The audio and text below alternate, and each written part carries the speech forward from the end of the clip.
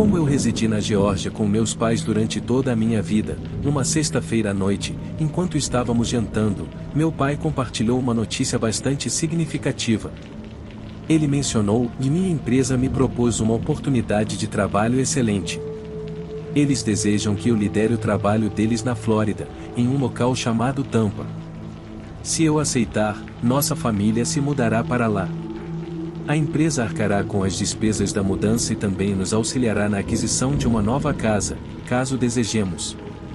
Ele relatou que a notícia o surpreendeu um pouco, mas queria que ponderássemos sobre isso. Disse que poderíamos encarar como um recomeço, visto que não tivemos férias por um tempo, especialmente não para a Flórida. Então, achamos que deveríamos experimentar. Minha mãe e eu concordamos, e dissemos ok. Em seguida, minha mãe questionou ao meu pai quanto tempo ele teria para decidir sobre o emprego. Ele indicou 2 semanas, e se fosse sim, então o tempo que levasse para comprar uma casa em Tampa. Uma semana depois, tivemos outra reunião onde todos concordamos com a ideia de nos mudarmos para Tampa, Flórida. Eu conseguia perceber a felicidade do meu pai, pois ele realmente almejava esse emprego. Pouco depois, minha mãe e meu pai organizaram uma visita a Tampa para explorar residências em potencial. Normalmente, passavam fins de semana prolongados lá, retornando nas segundas-feiras para me atualizar sobre quaisquer propriedades interessantes que encontravam. Infelizmente, levou mais de um mês para encontrar uma boa casa, mas valeu a pena esperar. Minha mãe e meu pai me levaram para uma segunda visita para ouvir o que eu pensava. A casa possuía 4 quartos, uma banheira de hidromassagem externa e uma garagem dupla. Os jardins não eram enormes, mas o dos fundos era um pouco maior que o da frente. Por dentro, era moderna e os quartos eram bastante amplos. Minha mãe gostou muito da cozinha, que tinha o dobro do tamanho da nossa atual. Minha mãe é uma cozinheira excelente, e a comida dela é a melhor que já experimentei, mesmo quando saímos para comer fora. Gostei da casa e, após algumas negociações difíceis, meu pai conseguiu adquiri-la. Depois disso, ficamos muito ocupados. Tivemos que colocar nossa casa atual à venda e, ao mesmo tempo, revisar todas as coisas que armazenamos ao longo dos anos. Meu pai disse que precisamos ser rigorosos e manter apenas o que realmente usamos e precisamos. Tudo o que não precisamos deve ser descartado, pois não queremos encher a nova casa com coisas que estamos apenas guardando sem motivo. Foi um pouco surpreendente para mim, mas no final, tive 15 caixas de coisas para me livrar. Algumas foram para a caridade e algumas coisas quebradas foram para o lixo. Meu pai foi quase tão rigoroso quanto eu, ele teve 10 caixas para se livrar, mas minha mãe, ela teve apenas 3. Depois que concluímos isso, não demorou muito para recebermos uma boa oferta pela casa, que meu pai aceitou. Então, escolhemos um dia para nos mudarmos. Em apenas 6 semanas, estávamos na nova casa, cercados por caixas e comendo comida para a viagem por cerca de 10 dias. Sobrevivemos com jantares prontos e comida para a viagem até conseguirmos organizar a cozinha. Finalmente, colocamos as coisas em ordem, mas notamos que meu pai estava passando mais tempo no trabalho, aprendendo novos sistemas e conhecendo sua equipe. Parecia estar apreciando o desafio. Enquanto isso, encontrei um emprego onde podia trabalhar em casa usando meu computador. Isso me agradava mais do que meu antigo emprego em um escritório na Geórgia. Significava que eu podia fazer pausas e dar um mergulho na nossa grande hidromassagem. Era mais como uma piscina, mas a água estava quente, pois tinha uma cobertura com aqueles jatos de massagem legais. Depois disso, almoçava no pátio e voltava ao trabalho. Era tão diferente de antes. Tínhamos 2 casas nas proximidades, uma de cada lado. A casa à nossa direita estava vazia e havia um sinal no jardim da frente indicando que estava à venda. Era possível ver pelas janelas que não havia móveis dentro, e nunca havia carros na garagem. A casa à nossa esquerda estava ocupada, mas o proprietário não tentou falar conosco desde que nos mudamos há 2 semanas. Pensamos que era apenas um homem morando lá, porque o víamos dirigindo de volta para casa no início da noite, mas nunca havia ninguém mais no carro com ele. Acenei para ele 2 vezes quando ele saiu do carro, mas ele apenas me encarou por um tempo muito longo e depois olhou para longe. Minha mãe disse que algumas pessoas são estranhas, então não se preocupe muito com isso. Há pessoas que ouvem você dizer oi ou veem você acenar, mas escolhem ignorar você. Talvez seja como foram criadas ou parte de sua cultura, onde é considerado rude não dizer oi de volta no planeta de onde ele é. À noite, quando eu estava na cama por volta das 23 horas, frequentemente avistava uma lanterna no quintal dele. Eu olhava pela janela do meu quarto na direção do fundo da propriedade e ficava me perguntando o que ele estava fazendo. Algumas vezes, quando eu observava a lanterna, ela parava de se mover pelo quintal e depois virava bruscamente. Então, a luz brilhava diretamente para mim pela janela, e eu rapidamente abaixava e prendia a respiração. Eu me perguntava como ele sabia que eu estava observando, porque sempre mantive minha cabeça baixa e havia pouca luz no meu quarto. Quando espreitei novamente, a lanterna tinha desaparecido e ele não estava em nenhum lugar à vista. Eu também disse à mãe que ele parecia nunca sair durante o dia, e eu nunca o via no jardim, mas a mãe sempre dizia, olha, querida, não é da nossa conta o que ele faz. Então, concentre-se na sua própria vida, contanto que ele não nos incomode. Mas um dia, eu estava relaxando na hidromassagem, olhando para o céu azul, quando notei algo se movendo ao longo da nossa cerca, ao lado da casa dele. Eu me movi na água para encarar aquele lado, havia uma escada encostada na cerca, e no topo dela, vi um homem usando uma máscara de gás, olhando por cima da cerca diretamente para mim. Ele segurava a escada com uma luva de borracha vermelha brilhante e parecia estar usando algum tipo de macacão plástico preto.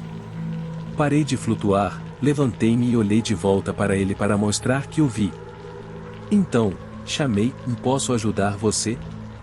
Ele não disse nada, apenas continuou olhando, e depois fez algo realmente estranho. Levantou um gato preto de trás da cerca. Eu podia ver que o gato estava ou morto ou não se mexia. Depois, apontou para mim com a outra mão e fez um gesto de corte na garganta.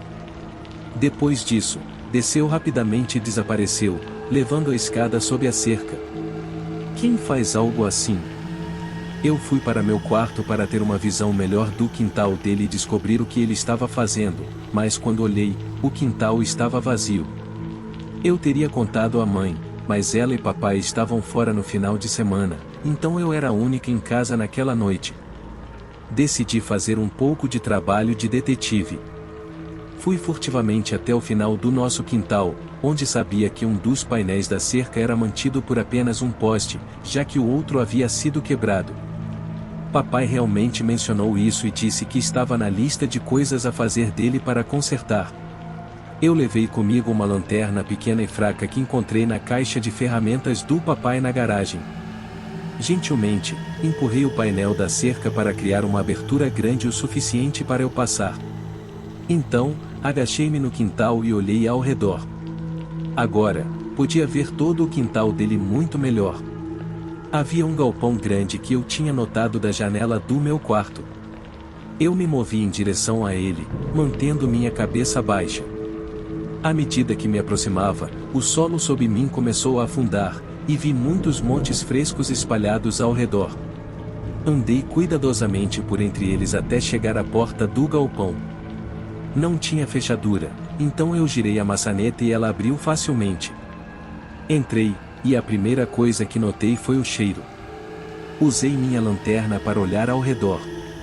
Parei em uma mesa grande no meio do galpão, e sobre ela havia uma grande tábua de madeira, como as que açougueiros usam, e estava com sangue fresco, até mesmo nas laterais.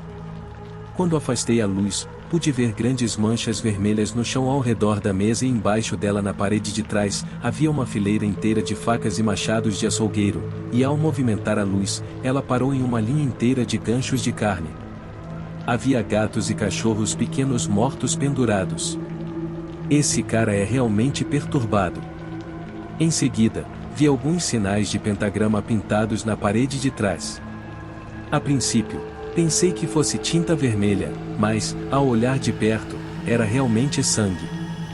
Esse cara está envolvido em coisas de arte negra e acho que ele estava fazendo algum sacrifício doentio desses pobres animais de estimação. O que é ainda mais assustador é que ele é nosso vizinho. De repente, vi uma luz na porta aberta do galpão. Oh não, ele estava descendo o jardim. Saí rapidamente do galpão, mantendo-me baixo, e fechei a porta. Rastejei pelos arbustos até o painel da cerca que eu abri antes. Depois de passar, virei e o fechei, então corri pelo quintal o mais rápido que pude em direção à nossa casa. Entrei pela porta do pátio e a tranquei. Peguei meu telefone da mesa e comecei a discar o 911. Para meu horror, vi o homem caminhando pelo nosso quintal segurando um cutelo em uma mão, mas desta vez ele estava vestido todo de preto. Quando consegui falar com o 911, gritei no telefone: tem alguém com uma arma invadindo a casa, enquanto corria em direção à porta da frente. Dei a eles nosso endereço justo quando ouvi a porta do pátio se quebrando. Então, corri para fora na direção do meu carro, mas percebi que as chaves estavam penduradas em um gancho perto da porta dos fundos. Isso significava que eu não tinha escolha, eu tinha que correr. Então, desci pela rua. Olhei brevemente para trás e vi a pessoa parada na porta da frente. Na próxima coisa que soube, quase fui atingida pelo carro da polícia virando a esquina, respondendo à minha ligação. Acenei para eles e expliquei. Eles entraram para prender o cara, mas ele estava ferido e feriu um dos policiais com o cutelo. Depois de atacar a polícia, eles tiveram que atirar nele, e ele morreu ali mesmo. A polícia disse mais tarde que descobriram mais de 40 túmulos de animais em seu quintal. Eles também encontraram coisas estranhas e livros de adoração em sua casa. Havia um caso aberto sobre sua mãe, que estava desaparecida há 4 anos. Morar ao lado de vizinhos estranhos pode ser assustador e, às vezes, você não percebe o quão assustadores eles são até que seja tarde demais. Durante mais de uma década, experimentei verdadeira felicidade ao lado de minha esposa, vivendo todos esses anos em Nova York. Nosso encontro inicial ocorreu em uma reunião de trabalho, e, alguns meses depois, começamos a namorar. Ambos éramos funcionários da mesma empresa, envolvidos na venda e divulgação de produtos, embora em setores e escritórios distintos. Após um ano de namoro, decidimos compartilhar nosso lar. Mais adiante, conquistamos melhores oportunidades profissionais, o que resultou em uma melhoria financeira. Esse progresso nos permitiu adquirir uma casa e iniciar o pagamento de uma hipoteca. Em apenas 6 meses, optamos pelo matrimônio. 4 anos mais tarde, mudamos de residência, adquirindo uma propriedade mais ampla, com piscina e um extenso quintal. Desde o início de nossa relação, concordamos em não ter filhos, concentrando-nos exclusivamente em nossas carreiras, visto que a parentalidade impactaria consideravelmente esses planos. Desfrutamos de um estilo de vida dinâmico, viajando internacionalmente a trabalho e lazer, garantindo pelo menos 2 viagens ao exterior anualmente. De maneira geral, desfrutávamos de uma vida plena. Entretanto, durante uma viagem de trabalho na Flórida, promovendo produtos para uma grande empresa, minha vida tomou um rumo inesperado. Após 2 dias de convenção, alguns delegados começaram a apresentar sintomas desconfortáveis no 3º dia. Palestrantes principais também foram afetados. Ao final do 3º dia, o gerente do centro de convenções anunciou o cancelamento do evento devido a um surto de doença entre os participantes e palestrantes. Ao retornar ao hotel, tentei contatar minha esposa, sem sucesso. Ao ligar para seu escritório, soube que Raquel havia tirado a semana como folga, o que me surpreendeu, pois não havia sido mencionado antes de minha partida para a convenção. Decidi não deixar uma mensagem e retornei no próximo voo na manhã seguinte. Ao chegar em casa, deparei-me com um carro Audi preto estacionado, além do Jaguar vermelho de Raquel. Ao entrar, deparei-me com roupas espalhadas no chão, algumas pertencentes a Raquel, juntamente com um casaco masculino. Ao subir as escadas para nosso quarto, testemunhei Raquel na cama com um estranho. Após confrontá-la, decidimos nos divorciar 3 meses depois.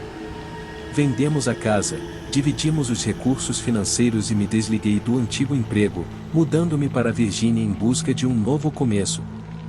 Adquiri uma residência menor com 3 quartos, piscina e quintal mais modesto. Ao me estabelecer, eventos estranhos ocorreram, incluindo alguém nadando em minha piscina à noite e sons emanando de um poço no fundo da propriedade.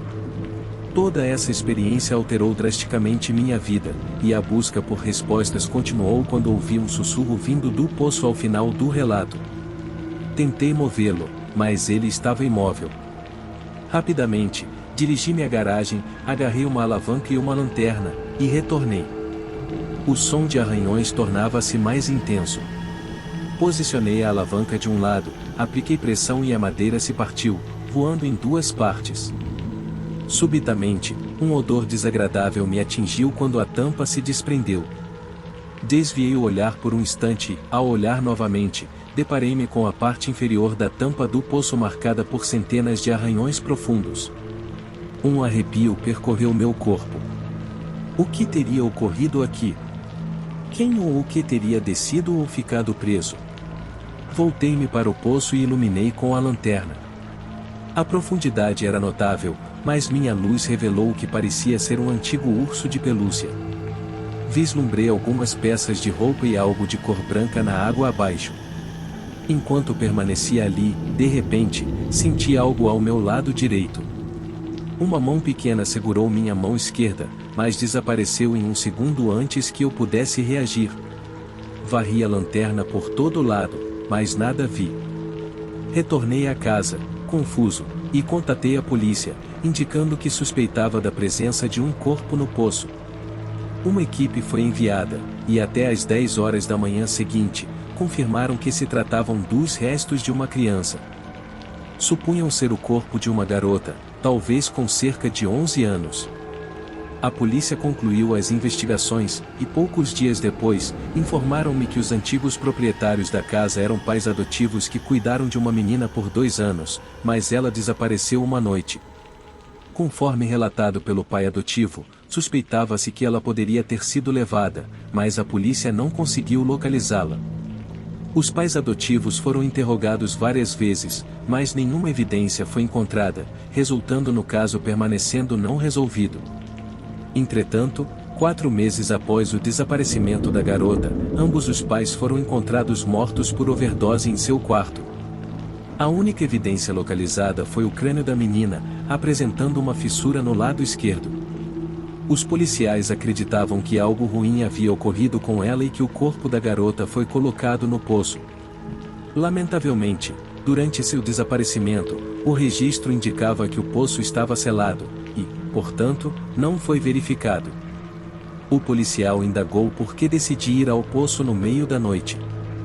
Refleti por um momento, buscando uma resposta que não parecesse insensata, e disse: "E não tenho certeza. Digamos apenas que eu tinha essa sensação estranha de que algo estava errado." Ele ergueu a sobrancelha e respondeu: "Me está bem, vamos deixar assim." Após esse episódio, nada de peculiar ocorreu na casa, mas optei por deixar o poço aberto.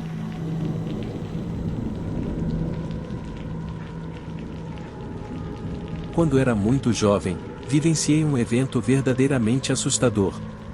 Uma arma estava na parte de trás da caminhonete dos meus pais, e acidentalmente, disparou. A bala atravessou o pulso da minha mãe e, em seguida, passou pelo meu pé esquerdo. Por sorte, meu pé foi preservado, e eu saí ileso. Avancemos agora 34 anos, até março de 2018. Eu enfrentava uma grave infecção no ouvido e tinha dificuldade para dormir devido à intensa dor de cabeça. Por outro lado, meu noivo, Steve, que trabalha na construção, tomava comprimidos para dormir.